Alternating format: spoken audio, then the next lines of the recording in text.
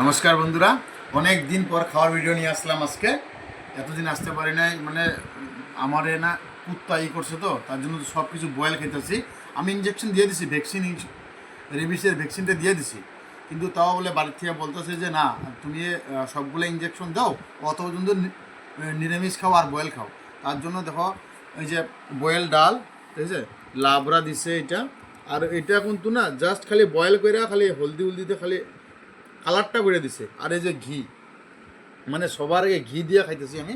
হ্যাঁ, আপনারা দেখতে থাকেন কি অবস্থা। মাছ, ঠিক আছে, মানে মাছ মাংস খাওয়া মানুষ ডাইরেক্ট নিরামিষে এসে বললে না একদম শরীরটা খারাপ করে বেলায়। তাও কী করবো, মহান উপায় নাই। কুত্তা করছে, ভয়ও লাগে না।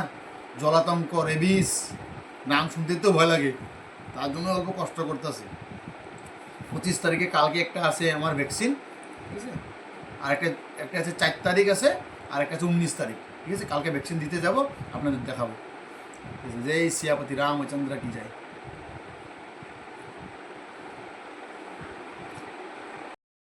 সিদ্ধ ডাল আর লাবড়া দিয়ে, ঠিক আছে, এই হলো খাওয়া দাওয়া।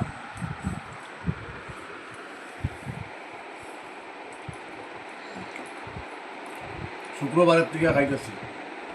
বয়েল বয়েল খাইতে খাইতে না ভিতরটা বয়েল হয়ে যেতেছে আমার, ঠিক আছে।